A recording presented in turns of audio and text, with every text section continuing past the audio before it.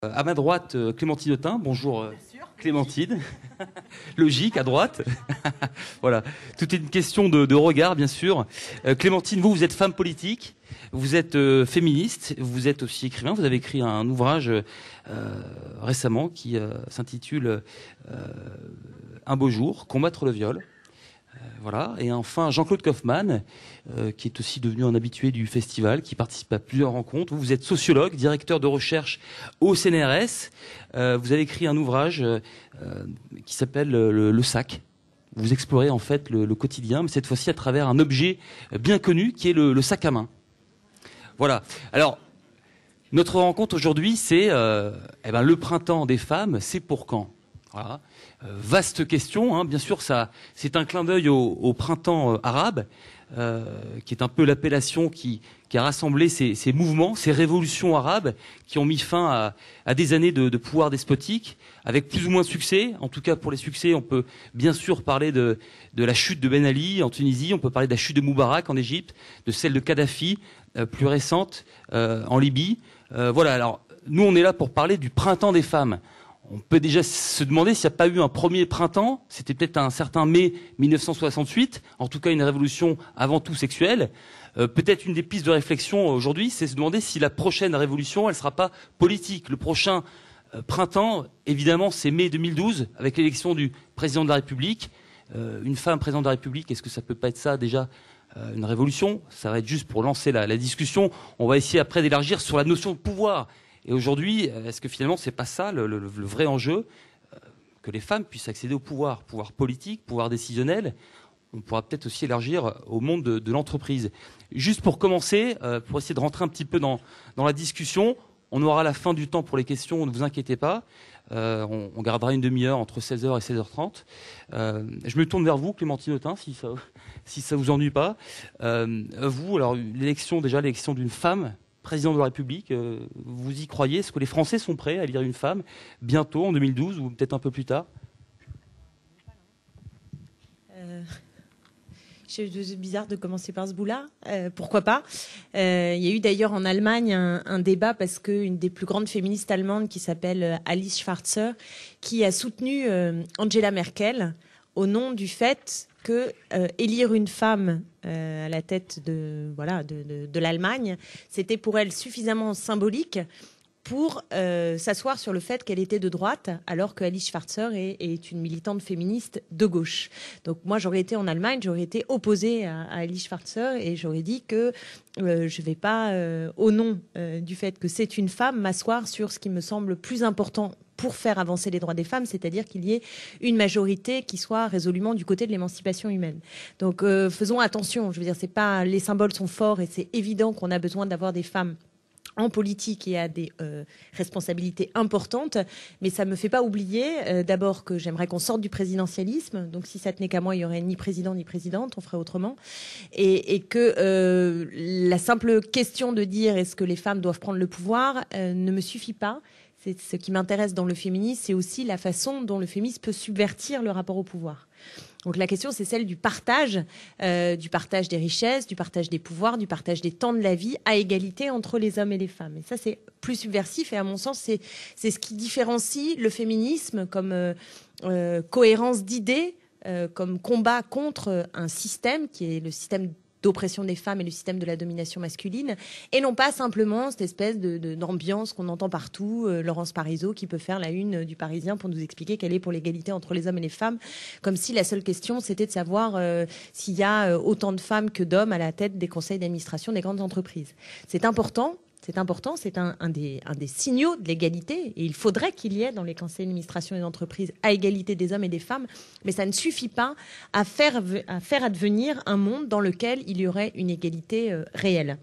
Donc aujourd'hui, le problème, c'est qu'il y a des questions qu'on ne veut pas voir pour penser l'égalité entre les hommes et les femmes. On voit bien parfois dans les hautes sphères, l'Assemblée nationale avec 17% de femmes qui sont à l'Assemblée, et on se dit c'est insupportable, et c'est insupportable, et on ne comprend pas pourquoi la loi sur la parité a à ce point échoué, puisqu'elle n'a pas permis d'améliorer cette présence. Même au Sénat, là, suite aux dernières élections, on n'en est toujours qu'à 23%, 23,5% de femmes. Donc c'est absolument délirant. À l'Assemblée, je crois que c'est 80%. d'hommes. 17,5% à l'Assemblée nationale de femmes, donc ça fait un peu plus de 80% d'hommes. Donc ça, on le voit un peu, et c'est insupportable. Et c'est insupportable dès qu'on allume sa télé de voir que le système médiatico-politique est animé que par des hommes. Et moi qui suis souvent présente dans ces espaces-là, je vous assure que c'est extrêmement pénible de devoir systématiquement râler et de se sentir seul. Alors on se dit des fois c'est sympa parce que du coup on brille par notre différence, mais en réalité c'est très très pénible parce que ce caractère minoritaire d'appartenance de genre dans ces espaces-là, c'est très difficile en fait de s'y sentir bien et non seulement c'est pas juste, mais on n'y est pas bien, on est mieux dans des espaces qui sont authentiquement mixtes et ça c'est important de le dire. Mais il y a tout ce qu'on ne voit pas et j'aimerais qu'on parle de tout ce qu'on ne voit pas.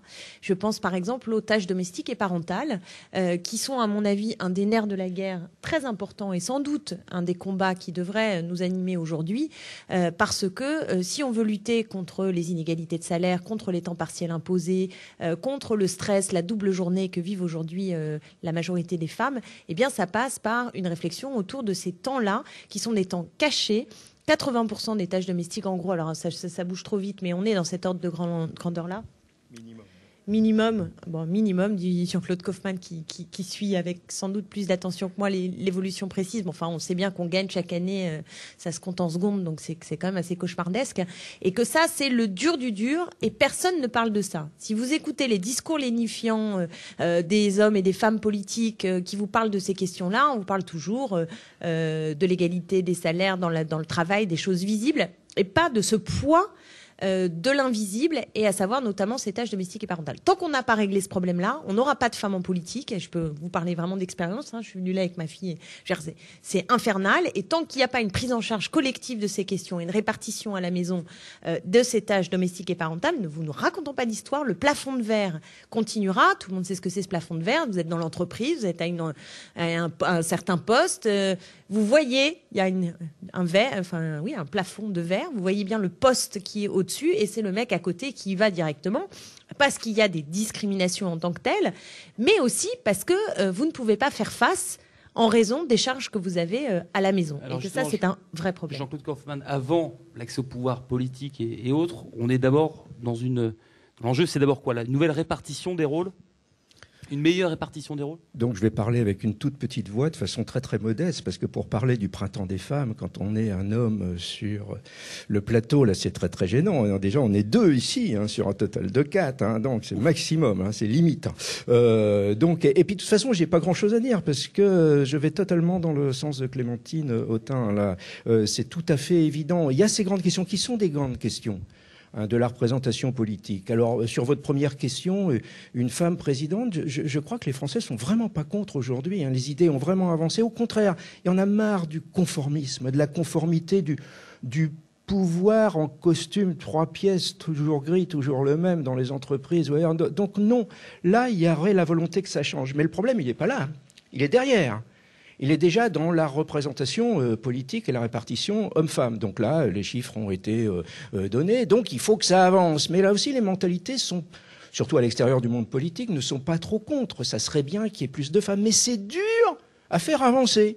Alors pourquoi? Pourquoi c'est dur? Est-ce que les femmes sont pas trop motivées? Pourquoi elles prennent pas plus, elles s'engagent pas plus, davantage en politique, etc. Et c'est vrai que là, il y a une réponse. Il n'y a pas une seule réponse, parce qu'il y a des blocages dans le monde politique, très macho. Il y a des blocages dans les entreprises sur l'inégalité de salaire, etc. Mais le plus gros des blocages, c'est là que je vais répéter un petit peu ce qui a été dit, c'est dans un endroit dont on n'a pas envie trop de parler, parce qu'on a envie de rester tranquille chez nous. C'est facile d'accuser l'extérieur, les grandes institutions, l'entreprise, et c'est sûr qu'il y a des choses qui doivent avancer dans ce domaine-là. Mais le principal point de blocage, c'est dans le fonctionnement conjugal et dans le fonctionnement familial. Et c'est pas qu'un héritage du passé, on n'arrête pas de réinstaller une certaine inégalité. Alors c'est pas comme dans les années 50. Dans les années 50, on rentrait dans le couple, il y avait le rôle de monsieur et le rôle de madame. Monsieur, c'était simple, il faisait rien. Il se mettait, c'était tradition, il se mettait les pieds sous la table, comme on disait. Et c'était un jeu de rôle. C'est-à-dire, madame était très contente de faire des plats qui allaient être appréciés par monsieur, qui avait les pieds sous la table. C'était une autre époque. Aujourd'hui, on est rentré dans une époque nouvelle où le principe est complètement différent, c'est le principe officiellement du partage et de l'égalité. Et il y a un assez grand accord sur cette question-là. Les gens sont plutôt d'accord. Et au début du couple, ça commence plutôt bien. C'est facile au début, parce qu'il n'y a pas de tâches ménagères. La plus grosse, c'est la vaisselle dans les jeunes couples. Hein. C'est pour le ménage, c'est très très rapide, quoi. Hein. Donc ça amuse le jeune monsieur. Hein. Il toque un petit coup de balai, toque il donne. Mais si on regarde bien, sa manière de faire, elle est par exemple sur le balai très arrondi. Hein. Il oublie les coins. Hein. Donc c'est de manière très souple, très rapide. Hein. Alors qu'avec la jeune madame, ça va être plus du sérieux, quoi. Ça va être pris en charge. Je fais un petit livre sur les agacements, les petits agacements dans le couple. C'est toujours le plus agacé des deux qui va prendre en charge l'activité pour faire disparaître l'agacement. Alors si monsieur fait ça un peu tranquille en oubliant les coins, madame, elle va lui dire, bon écoute, tu laisses tranquille ton histoire, ta manière de passer le balai, c'est vraiment nul, c'est vraiment n'importe quoi. Et c'est comme ça, petit à petit, que se réinstalle. C'est un jeu de rôle. Alors c'est une guéguerre entre hommes et femmes, mais surtout une guerre de l'homme contre lui-même, parce qu'il est pour l'égalité, mais pas très très motivé quand même par les histoires de balai et tout ça, quoi. Donc il faut qu'il se pousse un peu. Et c'est une guerre aussi de la femme contre elle-même, hein, parce que si elle veut vraiment avancer dans le partage, il faut qu'elle accepte que ce soit fait d'une manière un petit peu différente, hein, parce que effectivement, il va faire, lui, l'homme a des références un petit peu différentes. Donc il y a cette complexité, c'est extrêmement complexité. Puis il y a une mémoire historique, alors c'est pas du tout du biologique, hein, ça n'a rien à voir avec ça, mais il y a une mémoire historique un petit peu lente d'évolution, hein, les automatismes gestuels, etc. Donc il faut travailler tout ça, et il faut une mobilisation. C'est pas le couple tout seul. Il faut qu'on ait conscience que, comme disait Simone de Beauvoir, je sais plus le terme exact, le privé, je crois, elle disait, est politique. Hein. C'est politique, cette question-là. Sauf que on ne peut pas faire une loi qui impose, par exemple, aux hommes de faire 50% des tâches ou de faire la vaisselle, etc. Parce qu'il y a plus important que dans la hiérarchie par rapport à l'égalité homme-femme, c'est la question de la liberté individuelle, notamment dans le monde privé. On doit d'abord respecter ça. Donc c'est à nous-mêmes, avant tout, de nous mobiliser. Mais si on n'est pas aidé, et actuellement on n'est pas aidé, pourquoi ? Parce qu'il y a l'idée qui traîne dans l'air que l'égalité, on y est presque. Qu'il suffit d'attendre que ça va arriver comme ça. Qu'il n'y a plus que quelques petits boulons à serrer, que ça bloque peut-être justement dans le monde politique, dans les entreprises. Mais là, ça y est, on y est presque. Puis regardez les jeunes générations. Maintenant, les jeunes, ils partagent. Non, non, non, il faut aller voir les chiffres. C'est impensable quand on regarde les chiffres. Un chiffre, par exemple, petite maladie de l'enfant, le matin, on se réveille, il y a une petite fièvre. Déjà, pour dire qu'il y a maladie, ça dépend de l'application professionnelle de la femme. Il y a une différence d'1 degré de température pour définir qu'il y a maladie. Mais qui va prendre sa journée ? Là, c'est un arbitrage entre travail et famille. Monsieur, il voudrait bien, vraiment, mais il ne peut pas, parce que là, le boulot, c'est complètement central, il ne peut pas lâcher. Donc, 99% des cas, c'est la femme. Le chiffre 80, c'est l'enquête, la grande enquête INET, très récente, qui est tout à fait juste, c'est globalement sur le partage de toutes les tâches. Mais si on creuse un peu, dans les tâches masculines, il y a quand même, par exemple, le jardinage qui peut être assimilé à de l'activité de loisir, et ces chiffres ne prennent en compte que le travail manuel. Au niveau de la charge mentale, c'est-à-dire qui a dans la tête toutes les petites choses qu'il faut suivre, qu'il va falloir organiser, etc., on est au-delà des 80%. Et ça ne s'améliore pas aujourd'hui. Alors, on y reviendra peut-être. On est toujours dans le même constat, finalement. D'un côté, on a ces mentalités qui persistent et qui sont très longues à faire changer. Et de l'autre, on a cette question qui est la nôtre, là. À quand le printemps des femmes ? On sent qu'il y a cette urgence, là. Alors, ça veut dire quoi ? Ça veut dire que c'est inconciliable, qu'on n'y arrivera pas, ce printemps des femmes, que de toute façon, on continuera année après année à faire ce constat. Oui, les inégalités se réduisent, mais regardez, les mentalités persistent, les préjugés persistent. D'abord, je voudrais m'excuser à l'avance parce que finalement, je suis écrivaine et donc je m'exprimerai forcément moins bien à l'oral qu'à l'écrit. Pour moi, en fait, je suis évidemment d'accord avec Clémentine sur beaucoup de choses, c'est-à-dire qu'être une femme, ça suffit pas. C'est-à-dire que Marine Le Pen, c'est une femme. Et donc c'est un peu plus compliqué que ça maintenant.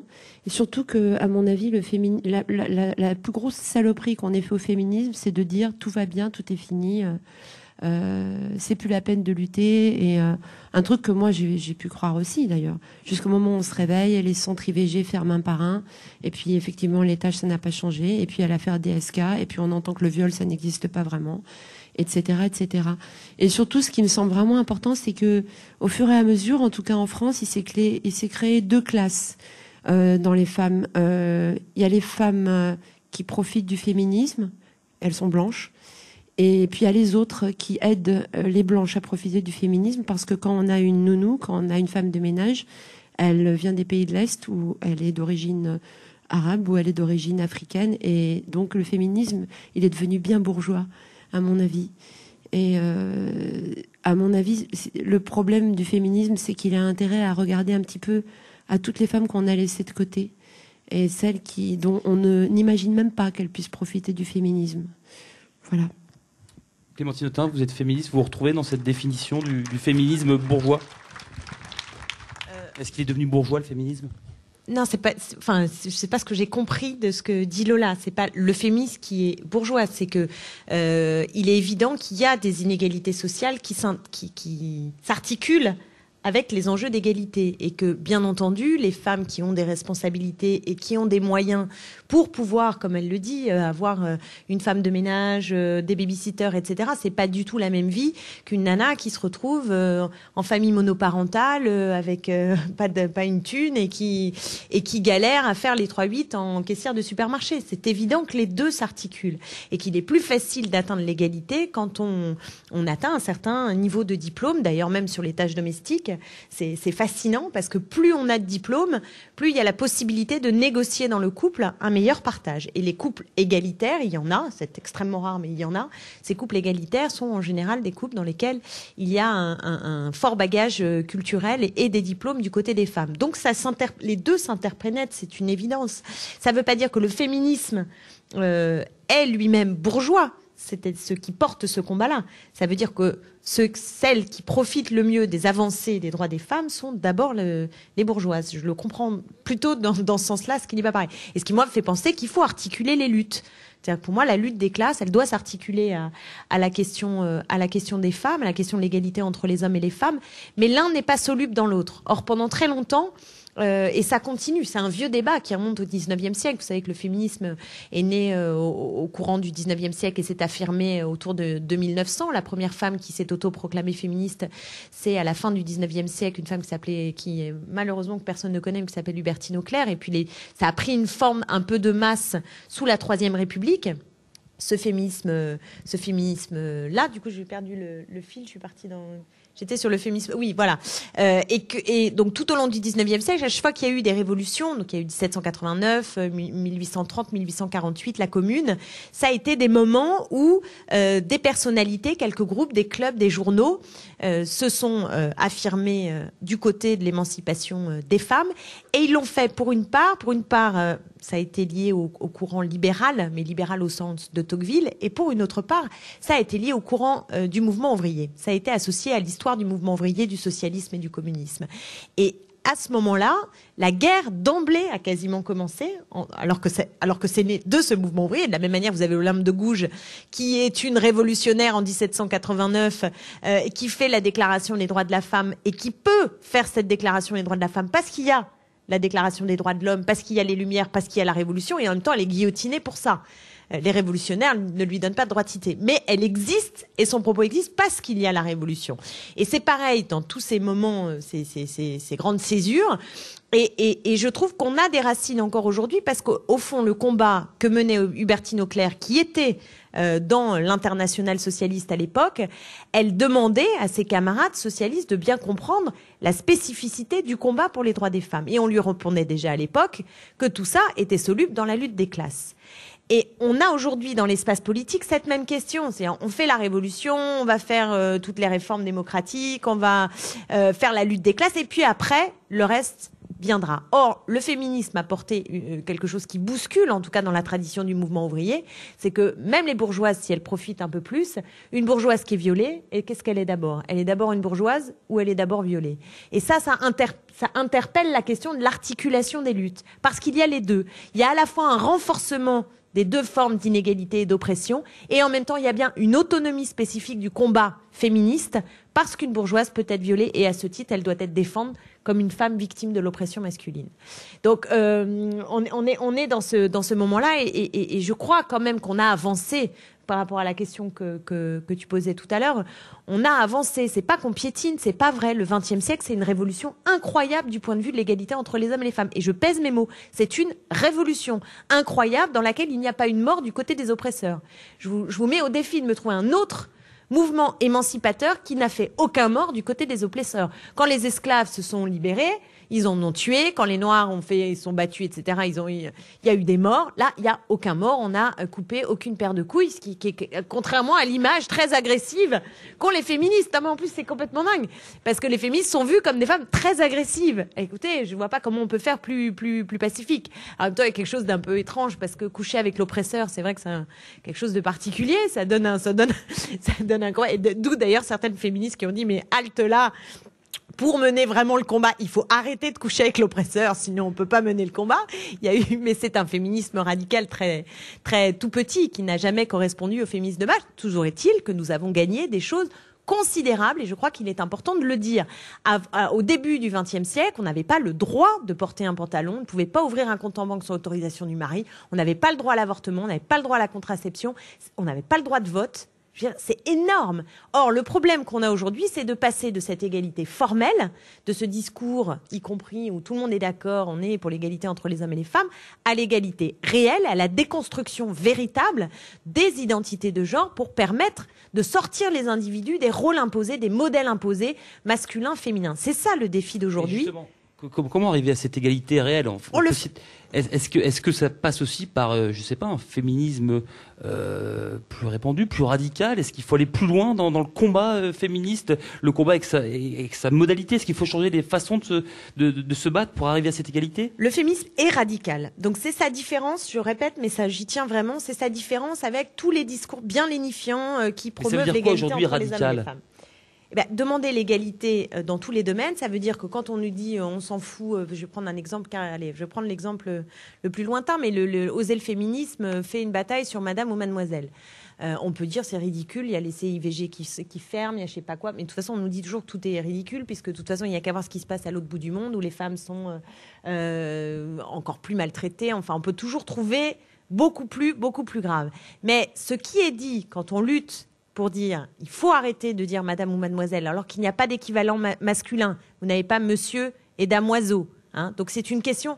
Ben oui, mais c'est ça. Le mademoiselle, il vient de quelque chose de simple, c'est que les femmes, pendant longtemps, étaient inférieures, avaient un statut de mineure, et donc on signifiait ce statut. Elles étaient mademoiselles, parce qu'après, pour devenir un être, elles étaient dépendantes du mari. C'est le système patriarcal lui-même. Donc qu'il reste dans notre vocabulaire des choses qui ont à voir avec cette histoire patriarcale, être féministe, c'est le dénoncer. Parce que c'est tout ce qui fait système. C'est les pubs sexistes, c'est les 75 000 viols, c'est les CIVG qui ferment. Tout ça fait système. C'est aussi ce qu'on voit dans les manuels scolaires, c'est les jouets sexistes, c'est tous les trucs. Moi, j'ai mon gamin qui a 4 ans, l'autre jour, j'étais à la maternelle, je vous jure, c'est un truc de fou. Mais il y avait une kermesse. Et oui, une espèce de fête, et on dit vous déguisez les enfants. Donc moi, toujours en train de courir, machin, je dis mon Dieu, il faut que je trouve un déguisement. Je vais dans un magasin de déguisement. Je me dis déguisement pour mon fils de 3 ans. On me donne un catalogue, donc les princesses, les chevaliers, les princesses, les chevaliers. Au bout d'un moment, je me dis je vais avoir une syncope. Un clown, putain, le clown, madame, je voudrais le clown. Le seul truc qui était unisexe. J'habille mon fils en clown et le soir je vais le chercher et j'ai vraiment eu un haut le cœur. C'est-à-dire qu'ils ont 3 ans et demi et dans la cour de récréation, il y avait foule de princesses en rose et les chevaliers et les pirates. Et il y avait mon fils en clown, tout seul.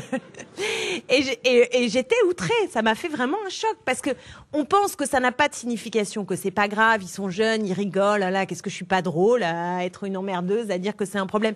Mais c'est toute l'histoire de la vie après. Nous, on est la belle au bois dormant, on attend, on est passive, les hommes sont des guerriers, ils vont au front, ils sont dans la vie active et c'est eux qui prennent l'initiative. Et c'est tout petit comme ça que se construisent des modèles qui font que, au bout du bout, les destins sont prédéfinis et qu'il n'y a pas de liberté véritable et qu'il n'y a pas d'égalité. Donc être féministe, c'est décrypter ça, c'est pas simplement voir le point d'arrivée. C'est comprendre comment ça se construit. Et il y a une radicalité de ce fait-là. Et si on a réussi à obtenir toutes ces avancées au XXe siècle, c'est parce qu'il y a eu des mobilisations. Donc croire qu'il suffit d'attendre que ça se passe et qu'il y a une pente naturelle vers l'égalité, franchement, on rêve absolument. Il peut même y avoir des reculs graves, des backlash, comme dit Suzanne Faloudi. Je prendrai l'exemple du travail. Vous savez que le temps partiel, qui aujourd'hui grignote considérablement le travail des femmes et donc leur autonomie financière, est un véritable recul. Quand les femmes sont rentrées sur le marché du travail dans les années 60, elles sont rentrées à temps plein. Et c'est ça qui a permis leur autonomie financière. Et aujourd'hui, les 4/5e, les temps partiels carrément à mi-temps, etc., le chômage de masse, la précarité, la flexibilité, c'est une remise en cause concrète d'avancées qui avaient été faites dans les années 60 et qui leur permettaient d'avoir cette autonomie financière. Donc faisons attention, il n'y a pas de pente naturelle vers l'égalité. Clémentine, vous avez employé un terme important, mobilisation. Je reviens sur le point de départ qui était le printemps arabe. Le printemps arabe a été possible grâce à la mobilisation populaire. C'est quand même ça aussi le levier. Est-ce que cette mobilisation pour le printemps des femmes, est-ce qu'elle est possible? Comment arriver à cette mobilisation? Pour l'instant, on a le sentiment qu'il y a une prise de conscience, qu'il y a des femmes qui sont mécontentes, mais on n'a pas l'impression qu'on est à un état de mobilisation.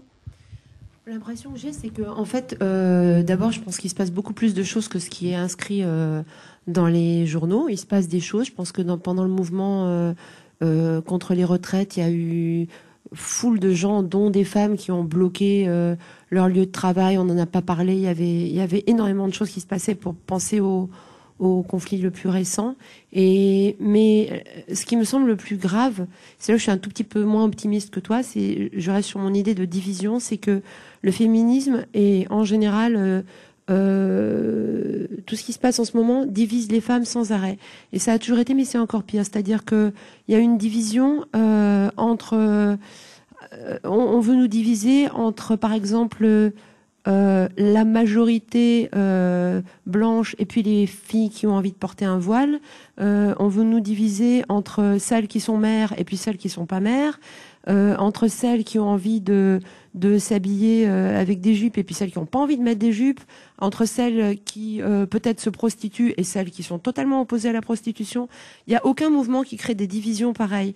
Et pour moi, s'il y a un printemps des femmes, il va falloir qu'il passe par-dessus ces divisions et que le féminisme accepte que c'est pas, par exemple, parce qu'une femme a un foulard sur la tête qu'elle a rien dans le cerveau.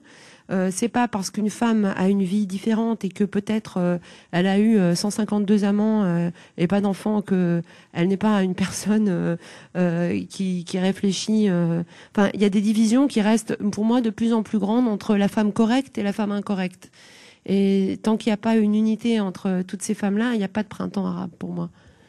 Jean-Claude Kaufmann, est-ce que vous avez une réaction par rapport à cette possible ou impossible mobilisation féminine? Alors, mobilisation, je pense que le mot n'est pas adapté pour ce mouvement d'émancipation particulier qui s'inscrit totalement dans le mouvement d'émancipation démocratique. Tout simplement, il s'agit d'être des égaux en tant que personne, ne pas avoir d'handicap spécifique parce qu'on est dans une catégorie donnée, parce que dans la catégorie femmes, il y aurait moins de possibilités parce qu'on doit répondre avant tout à un certain nombre de stéréotypes. Moi, je pense que le préalable absolu, c'est de commencer par dire ce qui est aujourd'hui. Alors, c'est vrai que par rapport au printemps arabe qui arrive d'un seul coup, je dirais, c'est comme une divine surprise, quoi, avec cette aspiration démocratique extraordinaire. Le mouvement des femmes, Clémentine l'a très bien rappelé, il est pas nouveau. Hein. Il remonte au XIXe siècle et il a évolué véritablement par cycle, par vague. Il y a eu des moments comme ça à la fin du siècle, au tout début des années 20 dans l'après-guerre. Et juste après, ça se retourne dans le contraire. Les femmes sont renvoyées dans les foyers pour faire des familles nombreuses parce que la guerre menace vis-à-vis de l'Allemagne, il faut repeupler la France, etc. Et puis, on a le grand mouvement des années 60. Alors, les années 60, c'est pas 68 pour le mouvement des femmes. C'est plutôt avant et après. Avant, parce que les années 60, c'est là où la société commence à bouger du point de vue des individus.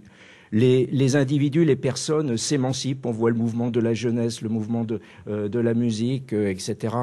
Des avancées, la pilule, etc. Des avancées pour les femmes. Et puis, véritablement, le féminisme qui part un petit peu après 68. Alors là, les années 70, là, c'est une période de mobilisation, mais pas seulement des féministes. Les féministes sont l'aiguillon militant. Mais derrière, il y a une mobilisation, je dirais, de toute la société qui se dit oui, il faut qu'on avance. Il y a des inégalités qui sont insupportables, et y compris dans la vie conjugale et familiale, on est d'une certaine manière, entre guillemets, mobilisé. C'est-à-dire qu'on sent qu'il ne faut pas laisser courir les choses toutes seules. Il faut faire des efforts contre soi-même pour avancer vers cette idée merveilleuse de partage et d'égalité. Et c'est ça qu'on n'a plus aujourd'hui, avec cette idée qu'on y est presque à l'égalité et que les points de blocage sont extérieurs à nous. C'est ça la catastrophe d'aujourd'hui. On se dit qu'on n'a pas de prise sur ça, et que soi-même, on n'a pas d'effort à faire. Alors que l'avancée va venir des mobilisations dans le monde personnel et privé tous les jours à propos de chaque événement, par rapport à l'enfant, etc., de tout le monde. Avancer, redire que c'est une question politique et qu'il faut... C'est effectivement pas une mobilisation guerrière.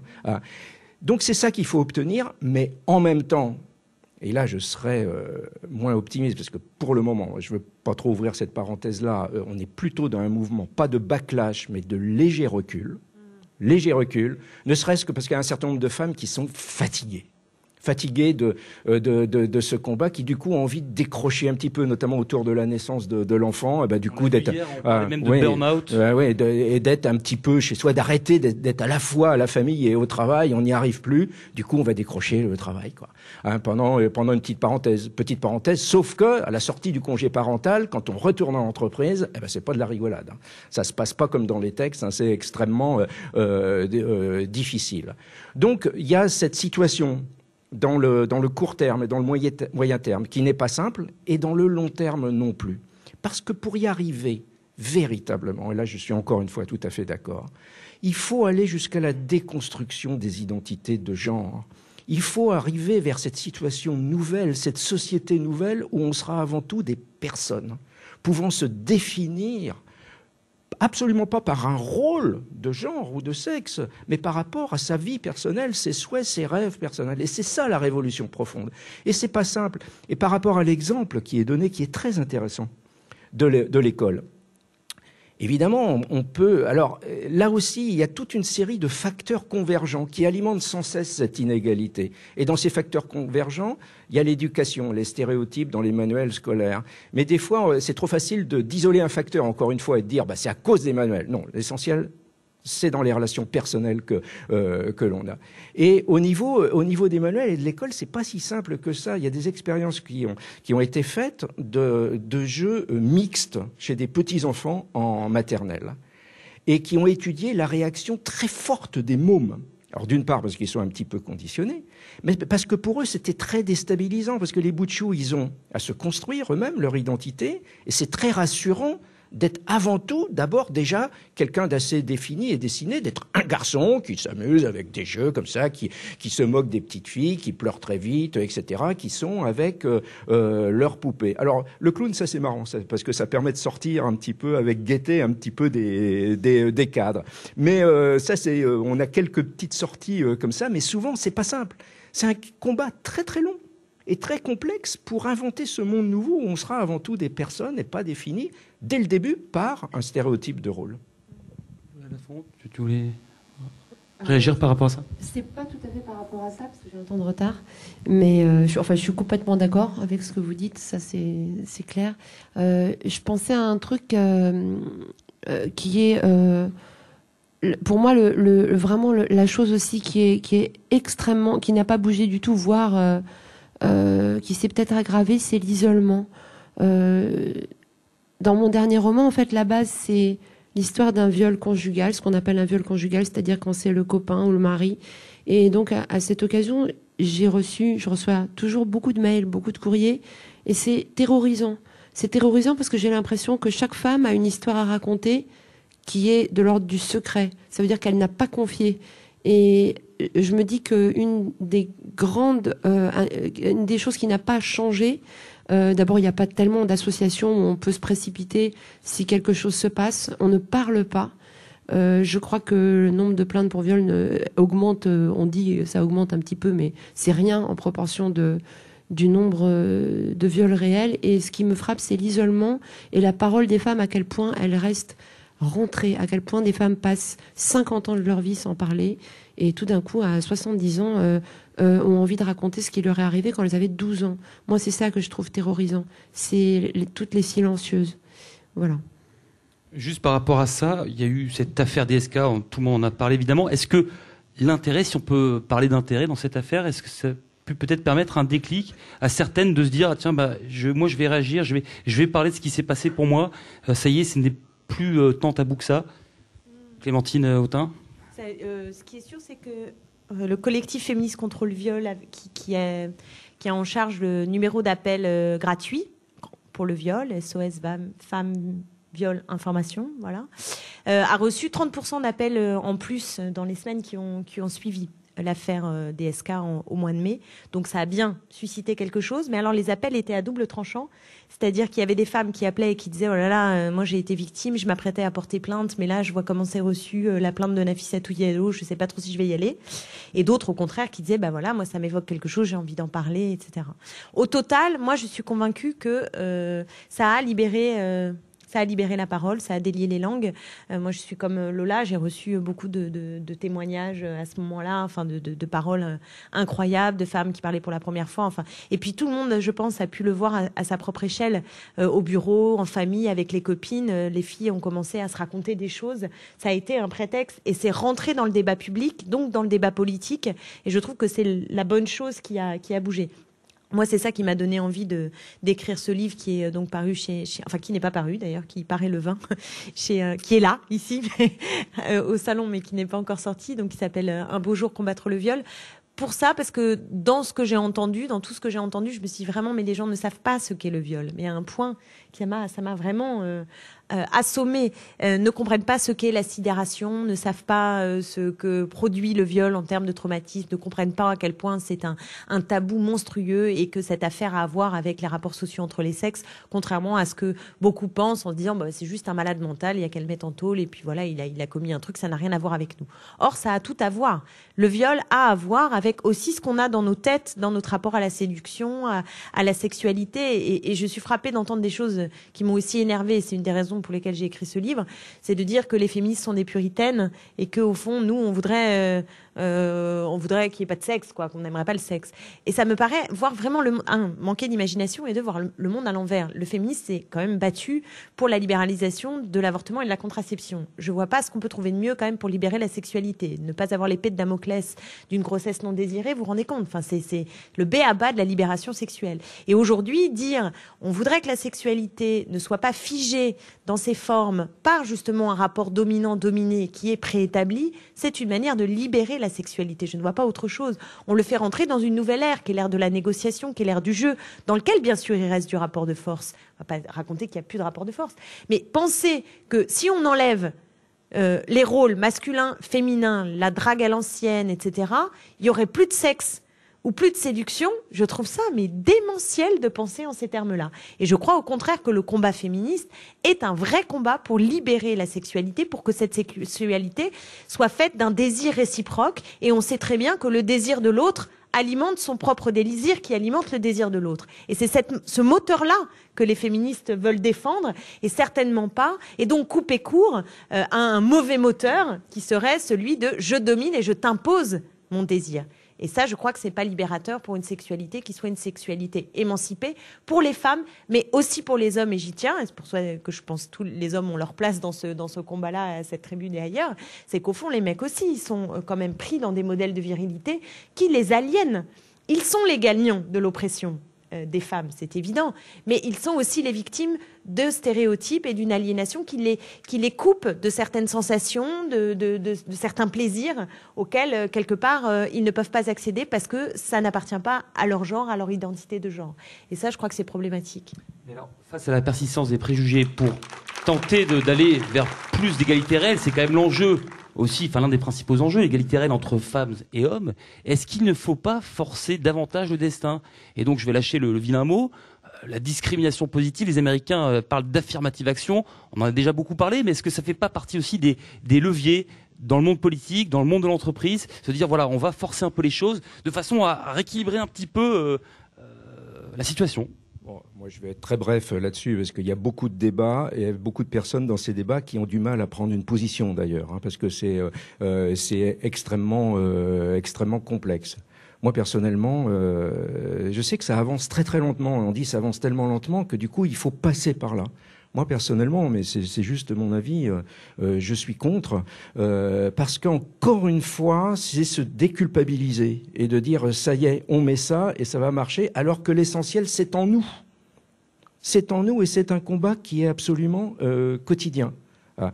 Sans compter les effets pervers que ça peut avoir. Hein. C'est-à-dire, c'est parce qu'on fait partie de la catégorie que on a ces situations-là. Moi, je crois que on rentre là dans une logique qui n'est plus la logique de la démocratie, je dirais, sans catégorisation particulière. On forme une catégorie, on sait où ça commence, on ne sait pas où ça finit, cette histoire-là. Mais moi, je défends pas cette position absolument, et je vais pas me battre, et je reste très ouvert aux positions qui sont différentes par rapport à ça. Parce que c'est vrai que ça avance lentement, donc il faut prendre des moyens. Mais parfois, les moyens peuvent être un petit peu détournés. Je pense à ce partage des tâches qui est si important.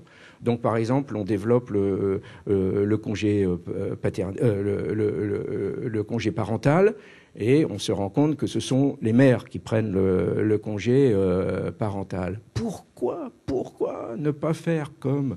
C'est si simple, faire comme la Suède, qui instaure un congé maternité et un congé paternité plutôt court, bien rémunéré, 1 mois ou 2 mois, et si les pères le prennent pas, eh bien, il n'y a rien, ça saute à ce moment-là. Et ça marche, du coup.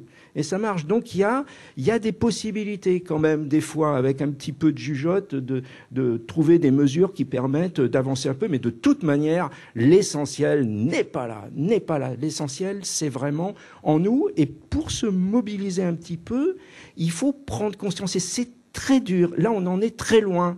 Faut le rabâcher, mais j'arrête pas. Moi, je commence à être épuisé par rapport à cette histoire. On me dit, vous êtes sûr vos chiffres, là, vous devez vous tromper. On a des exemples, là, autour de nous, là, chez les jeunes. Alors, d'abord, les jeunes, faut pas confondre génération et trajectoire de vie, âge de la vie. Ça commence toujours plutôt bien dans les couples. Et après, ça se dégrade, surtout quand arrive le premier enfant. Donc les jeunes, c'est mieux. Oui, surtout le pire, c'est le 3e. Faut dire aux femmes qu'entre 2 et 3 enfants, c'est un changement de vie total. Donc on le dit pas, hein, et il faut le dire, il faut le savoir à l'avance. Donc ça, on l'affiche pas. C'est pas pour dire que 3 enfants c'est une catastrophe. C'est un choix de vie différent, hein, et faut véritablement le savoir. Et aujourd'hui, dans les jeunes générations, plutôt, mais il faudrait creuser cette question-là, expliquer pourquoi. Hein, dans les milieux plus populaires, ça commence dès le début, plus proche des rôles classiques que de l'égalité. Hein. Donc il y a des signes qui sont pas très positifs. Donc il faut absolument dire, quant au récit qu'on a d'exemples merveilleux, alors là, dès qu'on a autour de soi un exemple merveilleux d'homme qui participe largement aux tâches, on en entend parler. Alors là, des fois, c'est pas tellement lui-même, hein. Il commence à parler un petit peu de ses exploits, puis alors ça diminue dans sa vie réelle, et puis sa réputation continue à tourner dans les circuits en ville. Et lui, il est très gêné, hein, parce qu'il dit bah, c'est plus tout à fait ça. Et c'est souvent sa femme, d'ailleurs, hein, qui va... il fait à manger, par exemple. En fait, qu'est-ce qu'il fait à manger?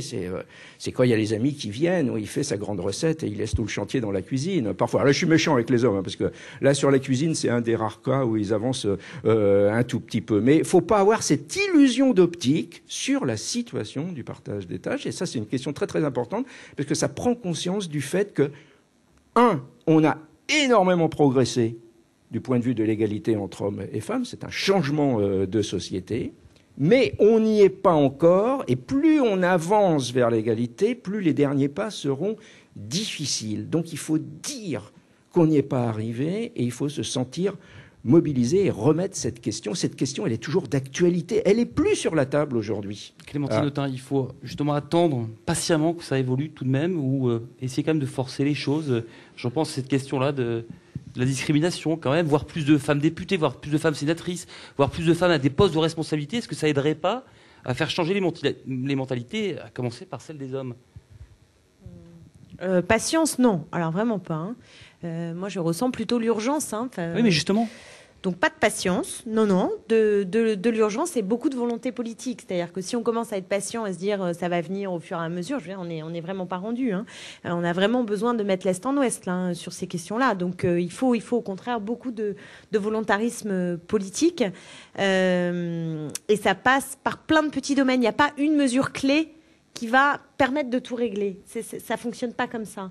Il y a des incitations et c'est pour ça que je suis très agacée par ce débat sur les discriminations positives, qui est une mauvaise traduction de ce qui se passe aux États-Unis, parce que affirmative action, c'est pas du tout discrimination positive. Et dans cette traduction, on voit déjà le parti pris français qui est contre ce type de méthode. Moi, je suis pas opposée, dans certains cas, à ce qu'il puisse y avoir des mesures incitatives. C'est tout simplement ça, pour permettre d'arriver à l'égalité réelle. Pas au nom d'une différence des sexes qu'il faudrait, figer dans des identités différentes, pas du tout. Mais au nom d'un certain pragmatisme pour arriver à l'égalité réelle. Ou par exemple, dans quelle situation? Dans quelle situation? De toute façon, ça devrait être dans beaucoup de situations. Je veux dire, dans l'embauche dans les entreprises, à 2 CV équivalents, avec 2 personnes qui sont équivalentes, qui ont l'air d'avoir les mêmes compétences, on choisit une femme pour arriver à l'égalité dans l'entreprise. C'est ça, l'affirmative action, d'une certaine manière. Ça commence par ça. Ça veut dire que on n'est pas hors le monde, on est dans un monde dans lequel il y a des discriminations et des inégalités, et donc on favorise. Les femmes souvent en politique, ça me fascine, beaucoup disent ah ben non, moi je suis pas, ça n'a rien à voir avec la parité, elles se dédouanent de ça. Alors que c'est ça. Mais c'est complètement débile, et puis il n'y a rien d'infamant à être là au nom de la parité. Ou alors c'est se raconter des histoires. Mais c'est bien parce qu'il y a ce processus d'incitation qui fait qu'il y a une possibilité de rétablir d'aller vers l'égalité. Donc même quand on est à 17 ou 20%, de toute façon, on n'est pas dans l'égalité. Donc quand il y aura autant de femmes incompétentes que d'hommes incompétents à l'Assemblée nationale, on aura gagné. Mais c'est la vérité, c'est la vérité. Et on le sait bien pour les entreprises et on le sait pour la politique. Les femmes culpabilisent énormément, se posent beaucoup de questions sur leur légitimité. Pour intervenir à tel ou tel endroit dans leur rapport au temps, elles se disent mais est-ce que je suis légitime? Est-ce que c'est les mecs? Non, jamais.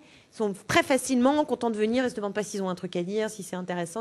Mais c'est pas une critique des hommes. C'est quelque chose de culturel qui nous donne aussi cette différence, non pas naturelle évidemment, pas du tout biologique, mais culturelle, qui fait qu'on n'a pas le même rapport à la représentation, à la légitimité, à la culpabilité, au temps, à plein de choses. Voilà, c'est tout. C'est malheureusement comme ça, et c'est ça qu'il faut subvertir en essayant de tirer le meilleur pour les hommes et pour les femmes. C'est quand même ça aussi dans la synthèse.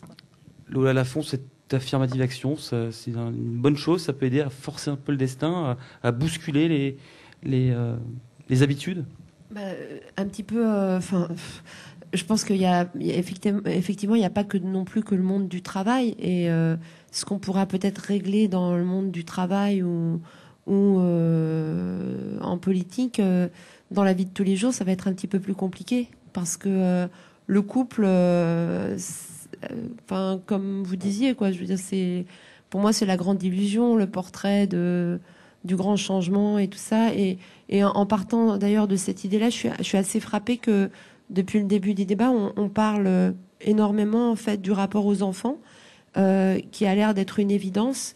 Et pour moi, pour ce sujet-là, on a peut-être un peu reculé, parce que on arrive à un moment donné où j'ai l'impression que ce que j'ai pas connu dans les années 70, où on admettait plus facilement qu'une femme n'ait pas forcément envie d'être une mère.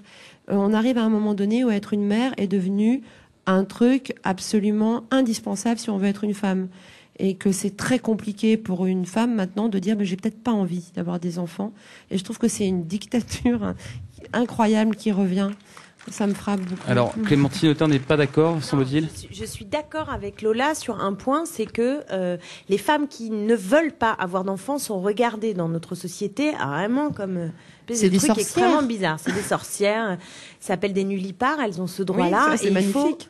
Il faut reconnaître ce droit-là et arrêter de les renvoyer sans cesse. Ah, mais alors, mais pourquoi? Mais pourquoi t'as pas d'enfant, etc. Il y a un regard social qui est très fort. En revanche, là où dans le féminisme, ce qui est vrai, c'est qu'il y a eu beaucoup de féministes. Enfin, pour moi, la question de la maternité n'a pas été bien posée par les féministes de par l'histoire.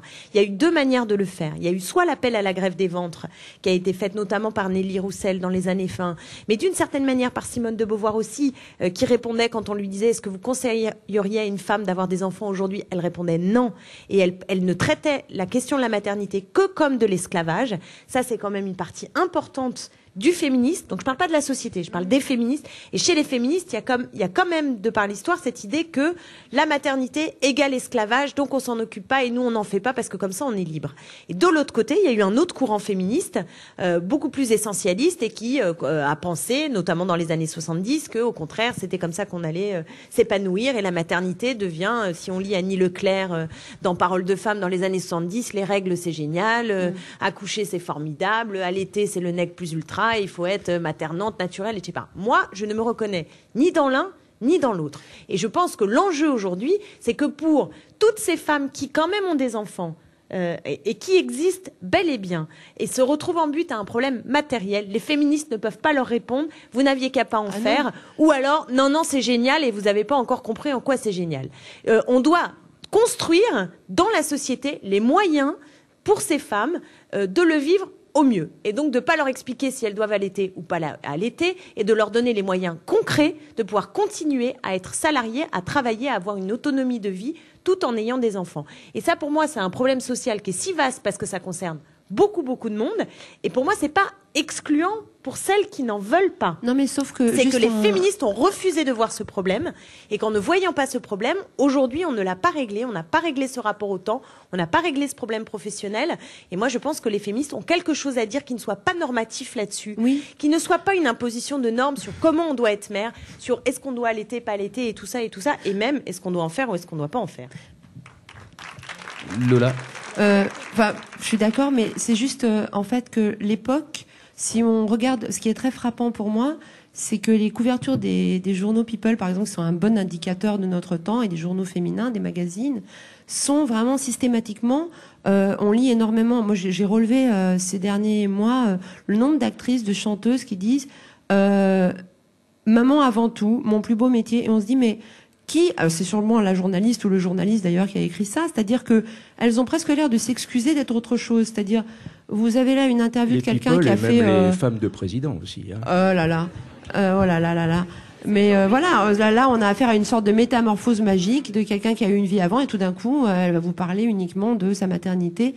Il y a une sorte de courant qui revient à travail, famille, patrie. Je veux dire, on est à fond là-dedans, retour à la famille, retour à un truc très très resserré, où les autres femmes semblent extrêmement exclues pour le moment, et surtout, enfin moi je vois bien le nombre d'hommes politiques ou de stars femmes à qui on parle de leur famille, de leurs enfants, le nombre de femmes qui ont un accomplissement incroyable, à qui on dit alors vous êtes maman et tout ça, et comptez le nombre d'écrivains hommes, le nombre d'acteurs hommes à qui on dit alors vous êtes papa. Je trouve ça hallucinant, quoi. Le nombre d'interviews où on demande des nouvelles de leurs enfants aux femmes politiques, quoi, et pas aux hommes. Voilà. Alors on n'est pas trop mal justement en termes de timing, et je vous propose de prendre la parole sans plus tarder. Il y a un micro qui va circuler dans la salle. Surtout, n'hésitez pas à lever la main comme madame là-bas. Très bien. Le micro va arriver. Si vous avez des questions ou tout simplement des remarques, des avis, voilà, essayez de faire pas trop long si c'est possible, de façon à prendre le plus possible d'intervention. Alors, je sais pas où est le micro là. Voilà, ici, madame. Attendez juste un instant. On va s'occuper de votre micro.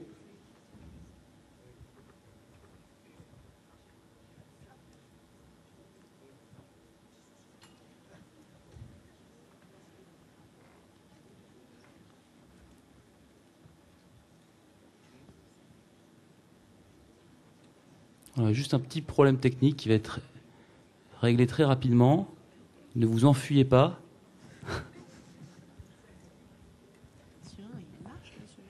Ah, les nôtres marchent super bien. Sinon, on en a un trop, on peut toujours vous en prêter un. Oui, là, moi, ça a l'air de marcher.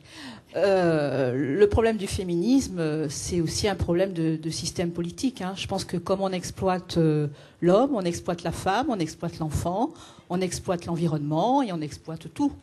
Donc, à partir du moment où je pense qu'il y a beaucoup de choses seront résolues quand on sera sorti de ce cadre dans lequel on nous demande toujours d'évoluer et toujours d'aller plus mal, quoi, en fait. Hein.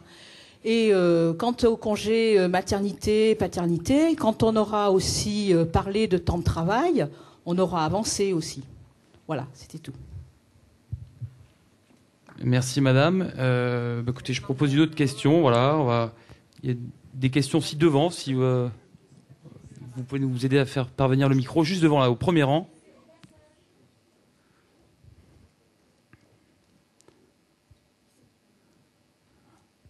Voilà, pour madame. Oui, une intervention peut-être très courte, mais j'ai l'impression d'être revenue très longtemps en arrière et je me dis que c'est pas forcément une bonne chose qu'on pose toujours la même question. Pour répondre à la dame qui vient de parler, le féminisme, c'est pas forcément un problème, c'est peut-être aussi des solutions. Ça, c'est la première chose. La deuxième chose, c'est que toujours séparer l'aspect privé et l'aspect public, c'est peut-être pas ça. Parce que la vie, c'est d'avoir des engagements politiques, c'est d'avoir un travail intéressant, c'est des choses comme ça. Et puis, il y aurait le domaine du privé dans lequel on pourrait, et ça serait là l'essentiel, où il faudra intervenir, mais on n'a pas trop bien compris comment on pouvait intervenir. Et vous, monsieur, vous avez seulement proposé davantage de congés pour les hommes, donc à mon avis, c'est déjà un peu... Voilà, la vie, c'est le privé, le public, mélangé. Si on sépare les deux, on n'y arrivera pas. J'ai dit congé paternel, hein. Oui, Pas que des vacances, hein, quand même. Oui, non, mais je veux dire, la solution, c'était plus de congés, donc c'est une bonne chose en soi, mais je veux dire, je suis pas sûre que ce soit ça qui fasse beaucoup avancer les choses. Pour moi, la vie, et la vie féministe, et la vie des femmes, c'est le privé et le public, et se battre pour la parité, je vois pas ce que ça aurait de surprenant.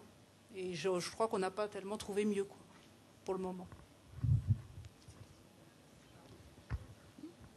J'ai été Oui, madame. étonnée qu'on n'aborde pas l'éducation et la transmission, parce que moi, je suis quelqu'un, sûrement une des plus âgées de la salle, et j'ai toujours été libre parce que mon père, en priorité, me l'avait appris.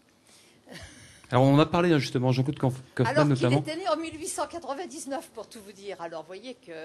Et il m'a toujours dit qu'une femme devait être libre et avoir un travail.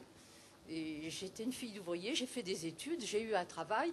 Et ce qu'on me disait quand j'étais petite, c'est qu'une femme doit pouvoir dire merde à un bonhomme et retrouver sa liberté. Alors qu'à cette époque-là, tout passait par le mariage. Donc, moi, j'ai transmis la même chose à mon fils, à ma fille, aux élèves que j'ai eus. Et je pense que ça porte ses fruits. C'est des petites graines, peut-être, mais c'est des petites graines qu'il ne faut pas négliger. Voilà, c'est ma position.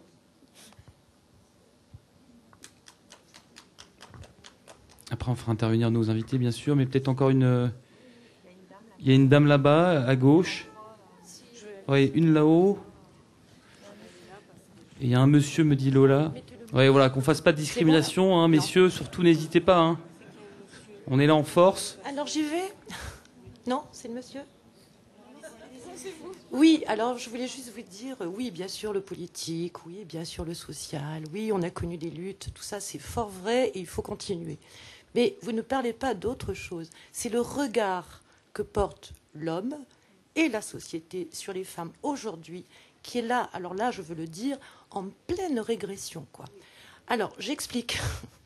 Je dis souvent aux hommes avec qui je peux parler, alors ça pèse sur... Alors, oui, je suis partie de ça à propos de la réflexion de Lola Lafont, je crois, sur femmes non procréatrices, femmes qui n'existent pas. On revient à une vieille...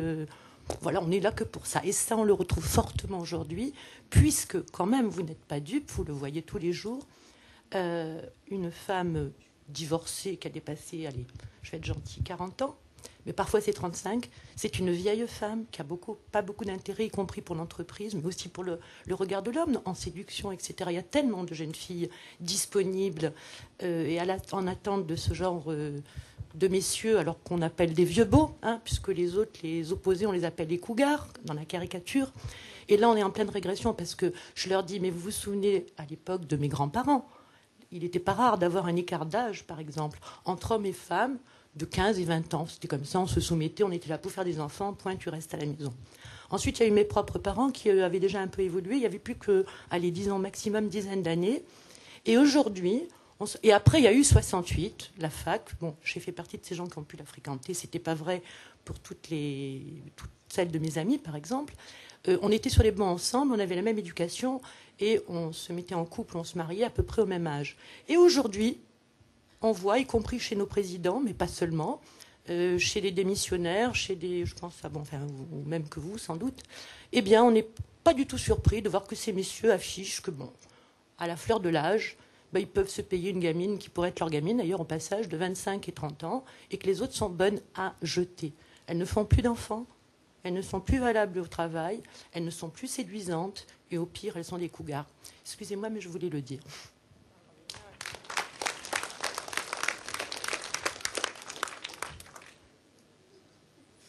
Alors, un peu plus haut dans la salle, il y a aussi des personnes tout en bas qui ont levé la main. On ne vous oublie pas. Oh, oui, bonjour. Moi, j'aurais aimé insister sur le côté éducatif. La dame en bas de la salle parlait de l'éducation en famille, qui est évidemment essentielle. Je voudrais reprendre toute l'éducation qui doit être faite également à l'école. On voit bien, vous en avez parlé, vous avez abordé l'anecdote sur les déguisements, mais je pense que, bon, là, ça traduit comment les parents ont réagi par rapport à ce que fait l'école, ce que fait l'institutrice, et puis du coup, ils ont dû s'adapter sans doute aussi très rapidement, et puis ça a fait des princesses et des grands chevaliers, et un clown. Maintenant, dans la vie de la classe, il me semble qu'il y a énormément de travail qui peut être fait justement pour lutter contre les stéréotypes masculins et féminins. Vous avez abordé la question des livres scolaires. Aujourd'hui, c'est vrai que les éditeurs font attention à ce que l'iconographie ne renforce pas les stéréotypes masculins et féminins. Il y a quelques années, dans les livres d'histoire par exemple, les hommes avaient toujours les beaux rôles, les femmes étaient toujours en retrait, avaient des tâches ménagères, etc. Et c'est vrai que quand on est enfant et qu'on passe sa scolarité à intégrer ce type d'image et ce type de discours, inévitablement, au bout du compte, on en arrive à avoir des stéréotypes très affirmés, autant pour les filles que pour les garçons. Voilà, donc ça c'est pour les livres, mais je pense que dans les pratiques de classe, arriver à faire vivre aux filles des activités que beaucoup de garçons vivent parce qu'ils prennent des initiatives, parce qu'ils sont plutôt dans l'activité forte, et faire vivre aux garçons des activités qui sont plutôt féminines. On n'a pas abordé la question des côtés masculins et féminins de chacun d'entre nous. Je pense que dans la construction identitaire, on arriverait à mieux se comprendre, autant les hommes que les femmes, si on avait des occasions de vivre ce que les autres, enfin ce que l'autre sexe vit et ce que l'autre genre vit. Et on arriverait à enrichir sa construction identitaire et par cet enrichissement, mieux se comprendre mutuellement. Et ça reprend un peu ce que vous disiez tout à l'heure, qui visait à dire que c'est parce que c'est dans le rapport commun homme-femme qu'on va aboutir à cette vie commune le plus égalitaire qu'il soit. Juste peut-être avant de prendre les autres questions, une réaction par rapport à ce qui vient d'être dit, Jean-Claude Kaufmann, sur la piste de l'école, par exemple.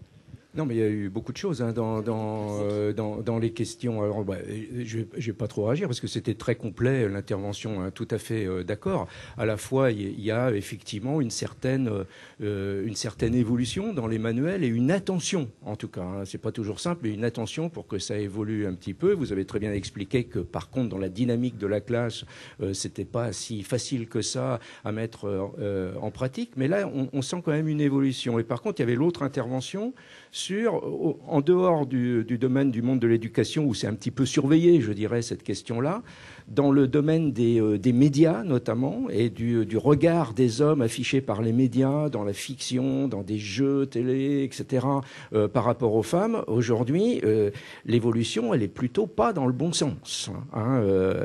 C'est pas facile à mesurer, mais il y a quand même des images très machistes, très anciennes, qui refont surface de manière très très étonnante. J'ai fait une étude, mon avant-dernier livre sur Internet, sur la drague sur Internet, hein, et la liberté que permet Internet fait ressurgir des schémas machistes qui ont un énorme succès, et certains hommes qui se croyaient interdits de parole parce que politiquement incorrects, ils se rendent compte qu'ils peuvent, non seulement qu'ils peuvent, mais qu'ils ont un certain succès en s'affirmant un petit peu macho sur la toile. Donc, effectivement, madame, vous disiez, mais on a l'impression d'entendre un débat des années 70. Et oui, et justement, vous avez raison.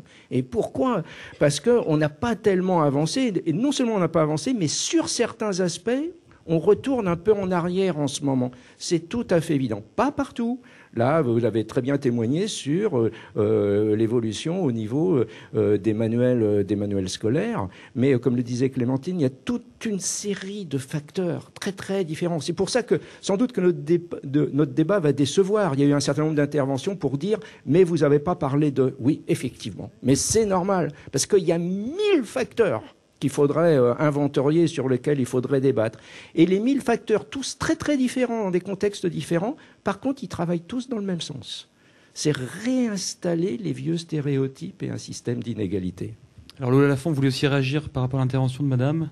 Oui, la dame qui était par là-bas, en fait, je suis vraiment d'accord avec vous, et en fait, cette sorte d'image maintenant des femmes qui s'est vraiment aggravée, elle est vraiment tout entière dans les couvertures de magazines, c'est-à-dire que on a un corps, on présente un corps qui est un corps de fiction, parce qu'on sait que c'est retouché, mais c'est-à-dire d'une fille de 13 ans, le plus souvent, c'est-à-dire une imagerie extrêmement pédophile, alors qu'on a une société obsédée par la pédophilie, mais les images de magazines de mode ne présentent que des filles de 13-14 ans, à qui on demande en même temps d'avoir une grosse poitrine, parce qu'il faut être à la fois une pin-up, une petite fille et une mère. C'est-à-dire un être totalement inventé.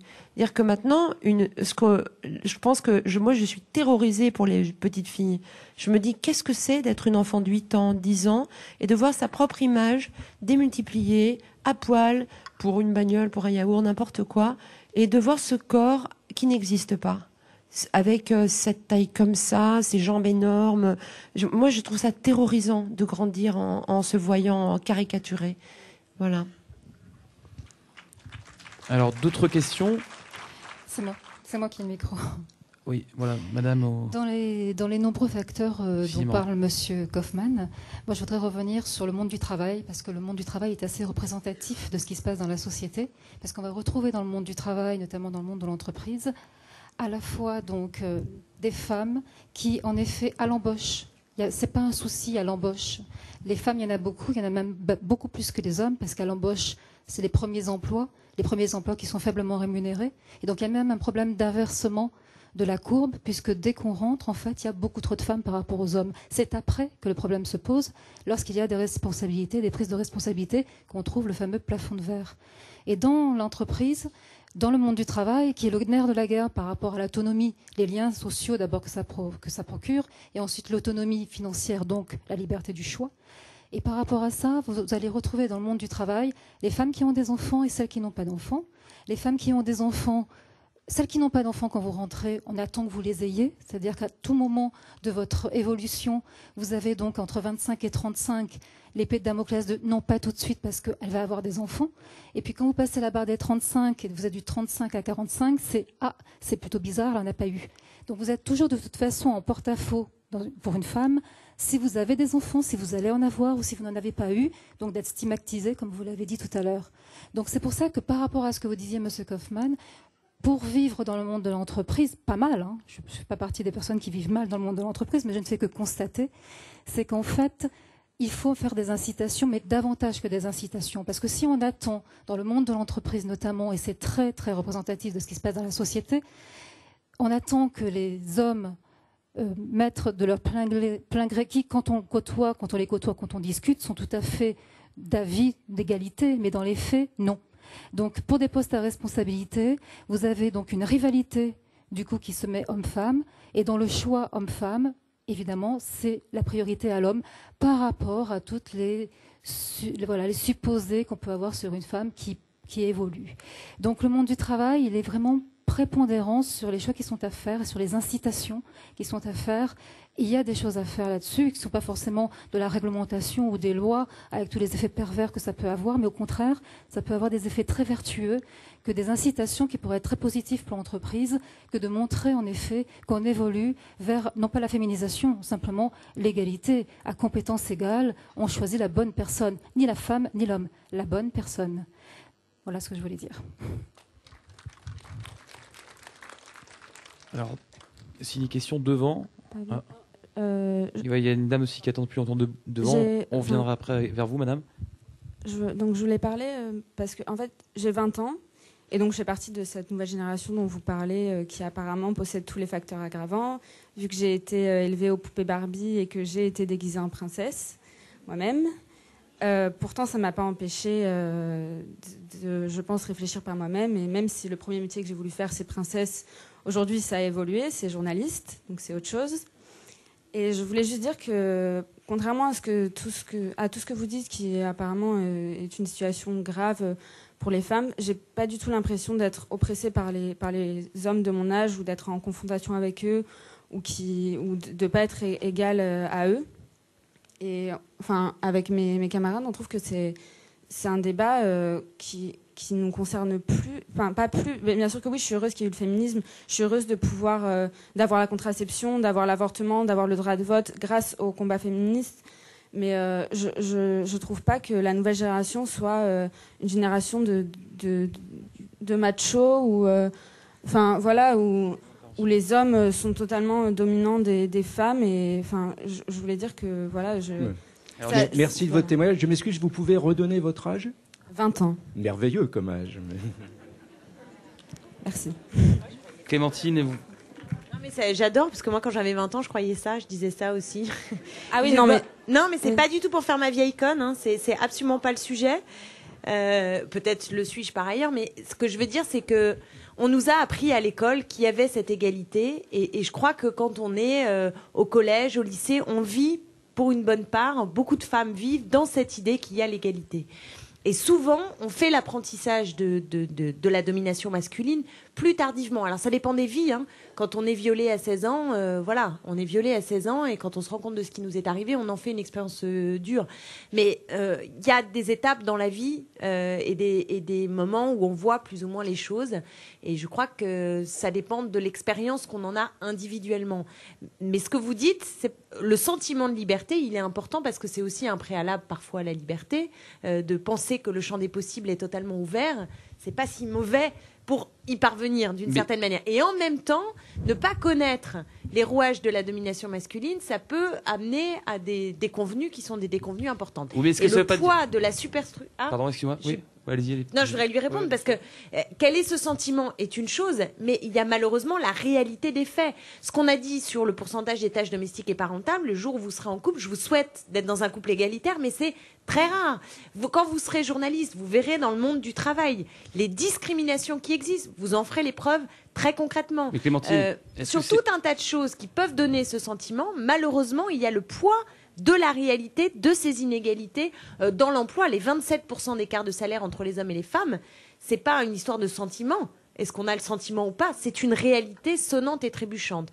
Donc voilà, tant mieux si les nouvelles générations vivent dans l'illusion de l'égalité et pensent que... Mais c'est par définition, ce que dit mademoiselle ou madame, excusez-moi, mais est-ce que ça ne veut pas dire aussi que justement les mentalités sont en train d'évoluer?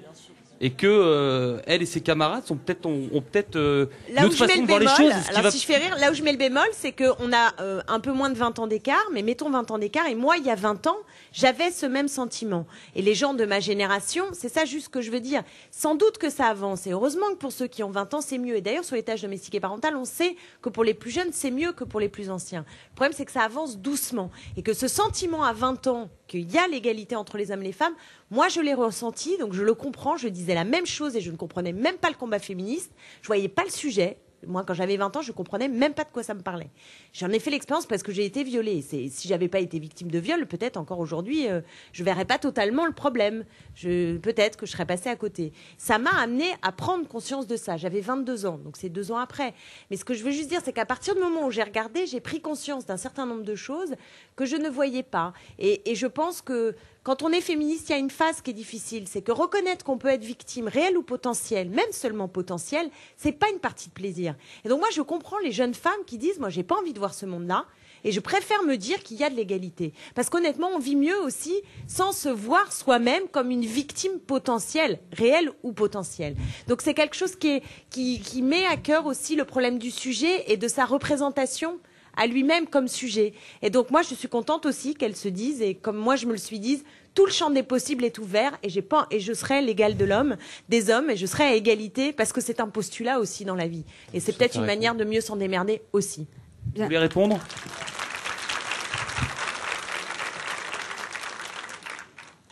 Bien sûr que je ne sais pas forcément ce que ma génération va devenir. Je ne sais pas si eux, ça va devenir des vieux cons machos, j'en sais rien. Peut-être. Mais en tout cas, oui, c'est peut-être utopiste, un peu trop d'optimisme peut-être.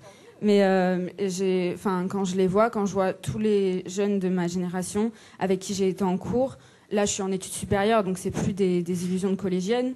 J'ai beau avoir 20 ans, je pense pas que... Voilà, je pense être un peu lucide quand même.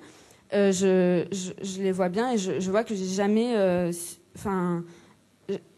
jamais subi le fait de me sentir inférieure à un homme. Et je pense que si déjà on n'a plus ce sentiment-là à l'école ou dans les études supérieures où les femmes pour ma part, se sentent plus inférieures aux hommes, c'est déjà un bon espoir pour l'avenir.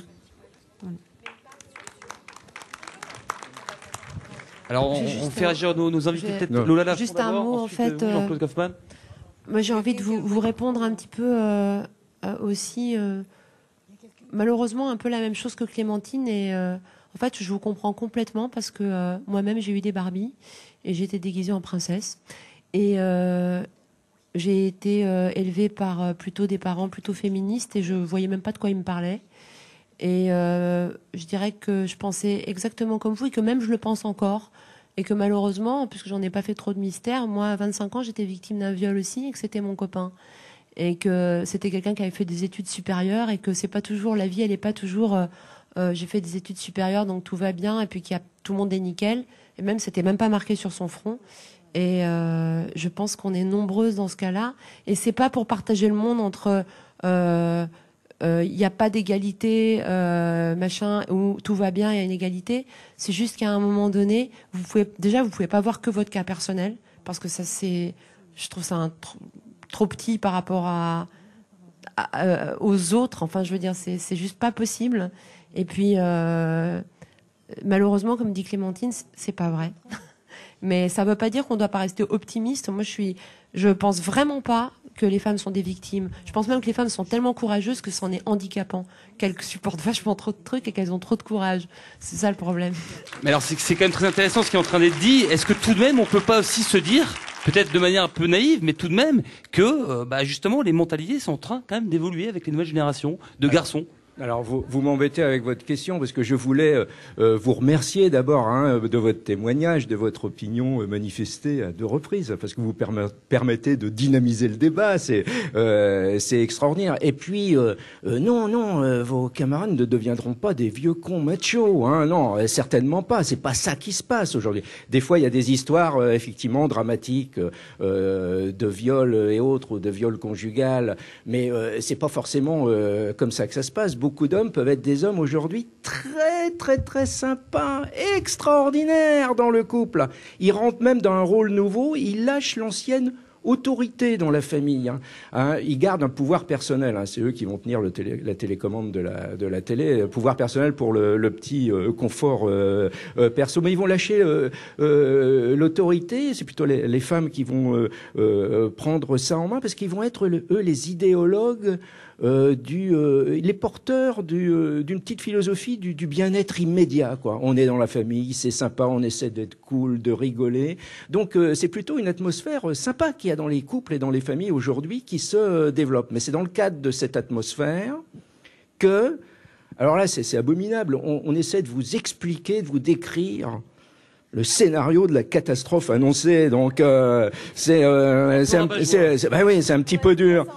Mais c'est pas sympa, mais c'est extraordinaire de rentrer en couple, d'avoir l'idée de l'enfant, et le bonheur de l'enfant, etc., qui est partout dans les magazines, qui fait craquer, etc.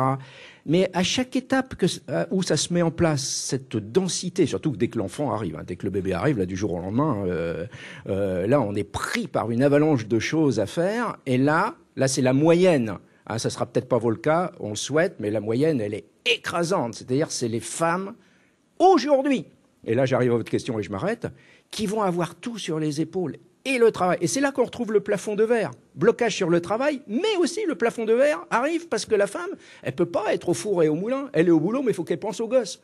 Donc, du coup, elle va décrocher dans le déroulement de carrière. Ça commence plutôt bien au début. Dans les études, c'est extraordinaire. Elles réussissent mieux que les hommes, les femmes aujourd'hui à l'université. Mais au début du travail, c'est pas trop mal. Mais après, ça décroche parce qu'il y a l'entrée en famille. C'est pour ça, on l'a dit, on le répète, c'est un combat politique dans la famille. Bien sûr, il y a le combat politique général, mais c'est un combat politique. Est-ce que les mentalités évoluent ? C'est un petit peu compliqué. D'un côté, oui, dans la jeune génération, effectivement, il y a des attitudes très égalitaires, très en théorie, je dirais, dans le comportement, tant que le couple et la famille ne commencent pas à s'installer. Mais c'est comme une référence acquise. Or, justement, c'est ça l'énorme problème. C'est de ne pas voir qu'on est toujours dans l'inégalité très, très forte. C'est ça le problème qui fait qu'on se repose sur cette idée-là et on ne se mobilise pas quand l'inégalité commence à s'installer dans la famille. Alors, il ne reste plus beaucoup de temps. On va essayer de se... Oula, il y a encore peut-être prendre des questions en plusieurs. Voilà, il y a aussi devant madame. Voilà. Il y avait aussi madame depuis longtemps qui attendait aussi devant. Et comme j'ai le micro, je parle. Allez-y, madame. Je voulais saluer nos deux guerrières je suis très contente de les entendre. Et je voulais juste te dire, moi je publie aux éditions des femmes, je suis écrivain, je publie aux éditions des femmes depuis très longtemps. Les éditions des femmes avec Antoinette Fuchs est née juste après le mai 68.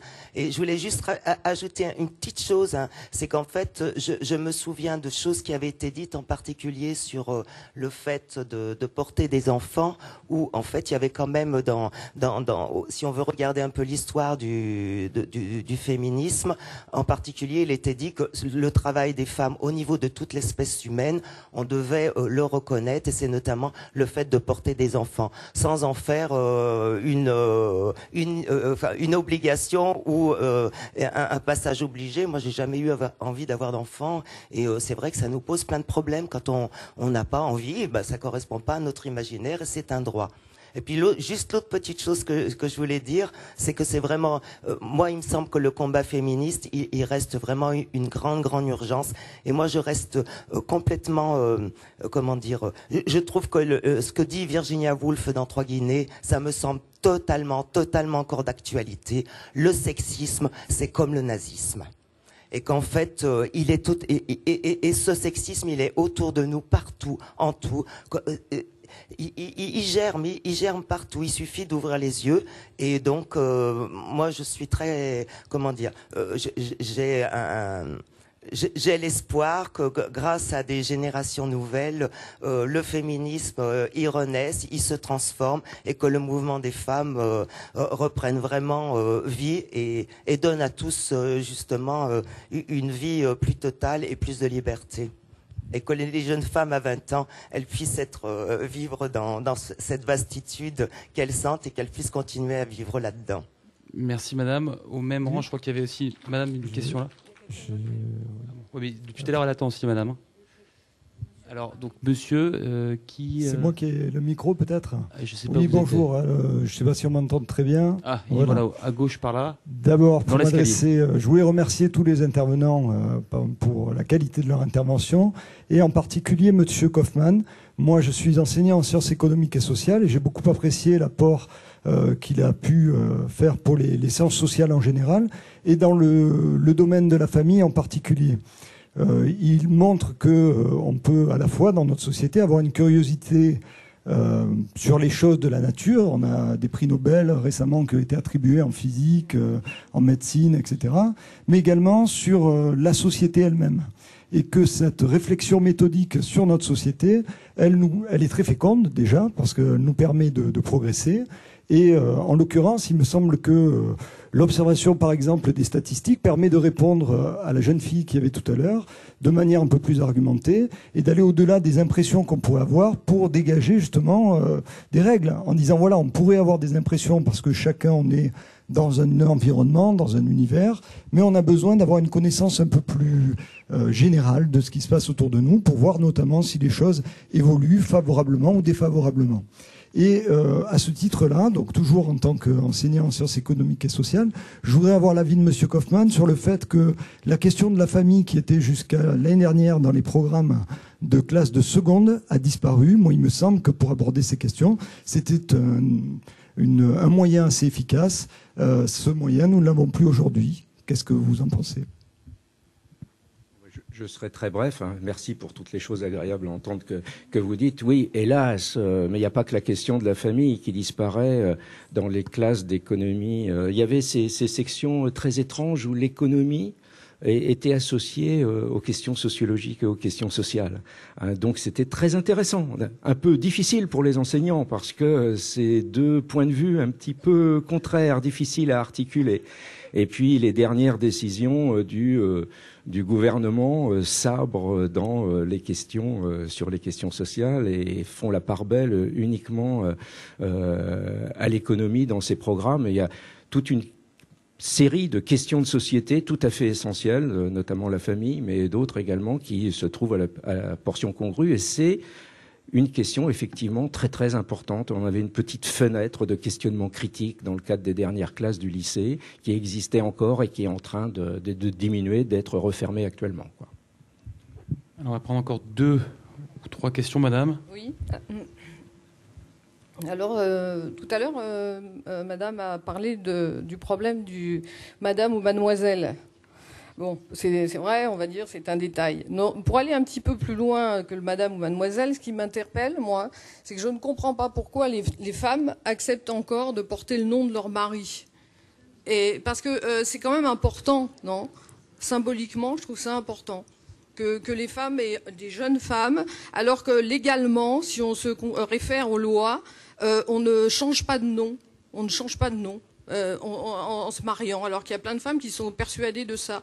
Et moi, je garde mon nom, on me dit toujours, pourquoi tu gardes ton nom de jeune fille ? Il n'y a pas de nom de jeune fille à 60 ans, on n'est pas le nom de jeune fille, ça ne veut rien dire.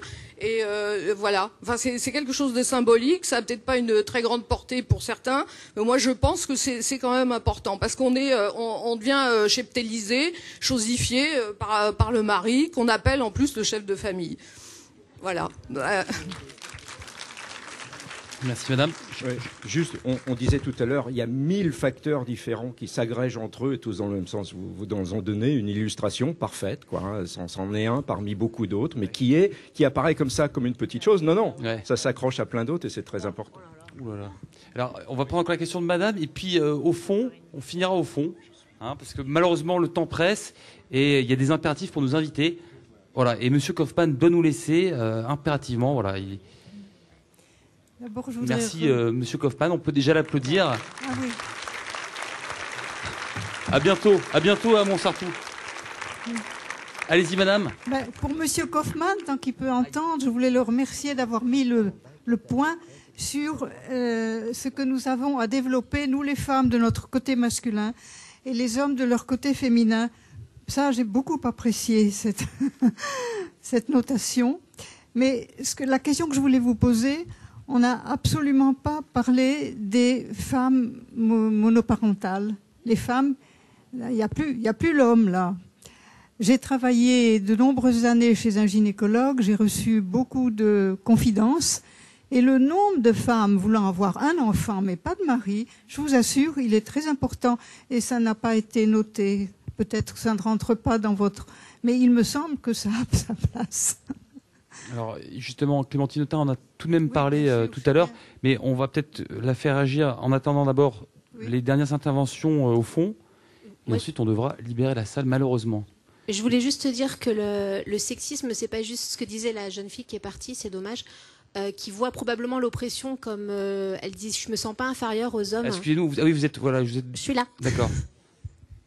Et moi, je me sens pas inférieure non plus ni infériorisée. Par contre, je me sens victime de sexisme tout le temps, parce que le sexisme, c'est pas juste avoir un salaire inférieur, c'est aussi être catalogué parce qu'on est une femme, on doit être comme ci, comme ça. Et ça vient.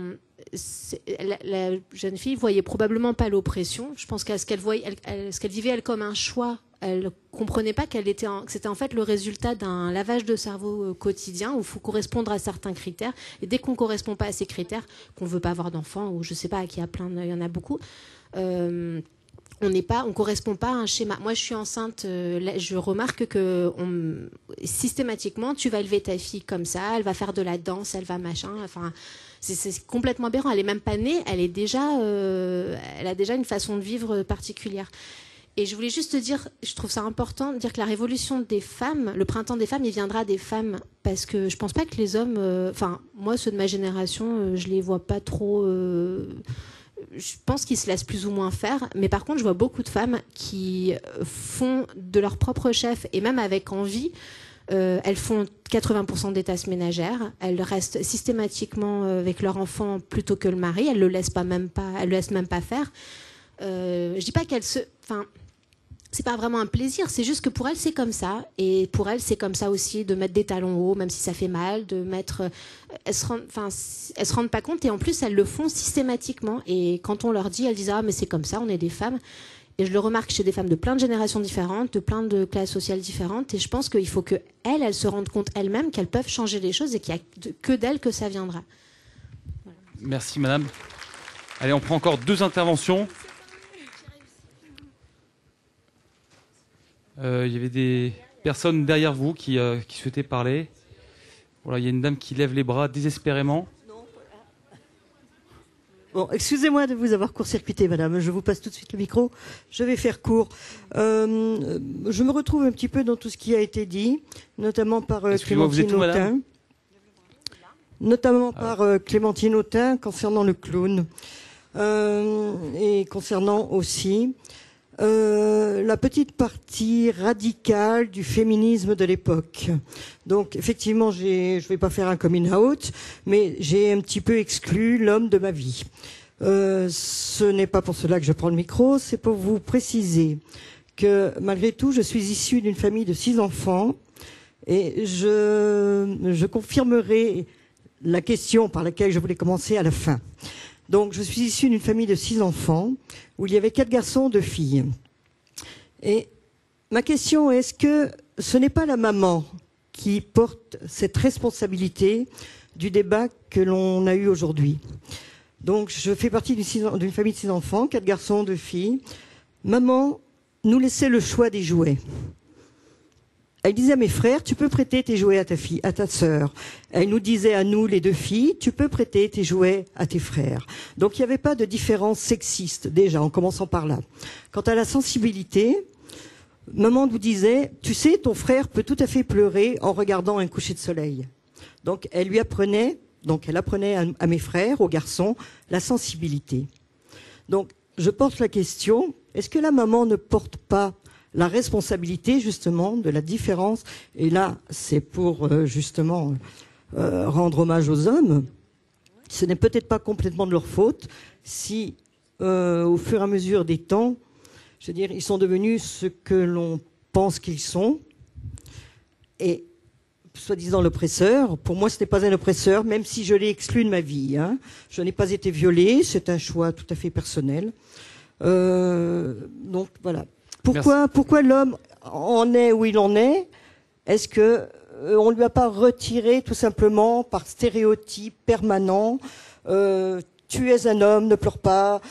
Tu es un homme, tu n'as pas de sensibilité. Tu es un petit garçon, ne joue pas avec des jouets de filles. Voilà. Excusez-moi, on a bien compris votre question sur la responsabilité de la maman. On va vous répondre dans un instant. Juste, on prend la dernière personne. Oui, moi éperdument, j'ai essayé de vous faire des signes. J'ai dit, si je ne peux pas prendre la parole, je vais descendre quand même, je posais la question à ces personnes. Voilà, moi je suis présidente d'une association, je m'occupe du droit des femmes, du droit des enfants et du droit des hommes, parce que je m'occupe de maltraitance.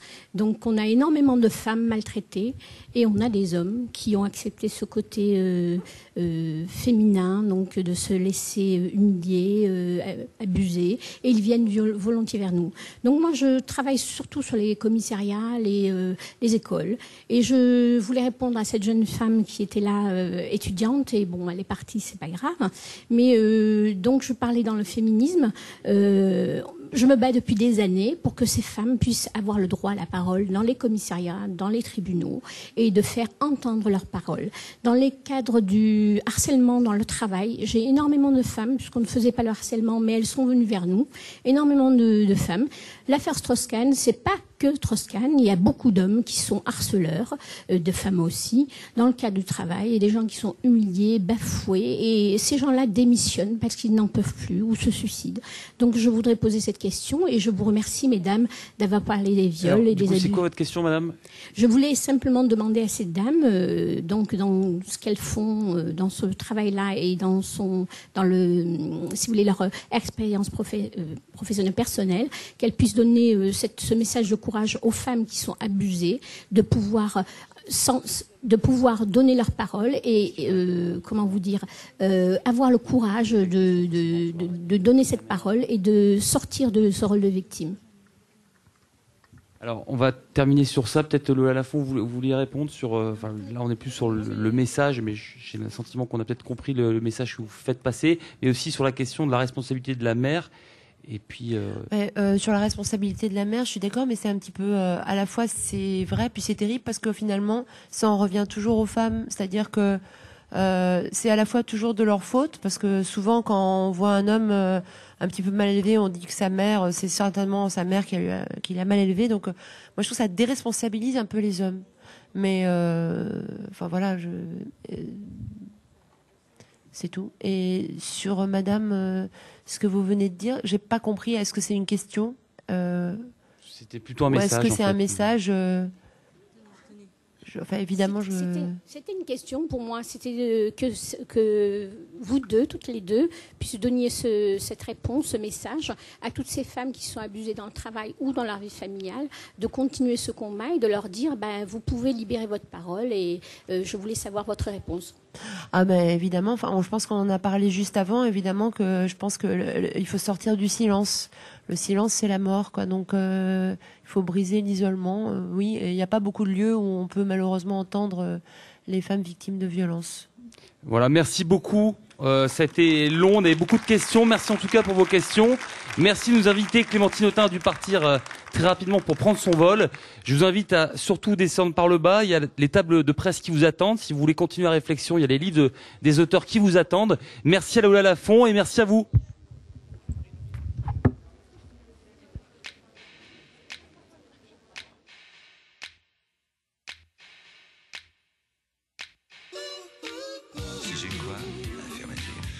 Et quoi d'autre? Si je baise, affirmatif. Quoi, des noms? Des salopes?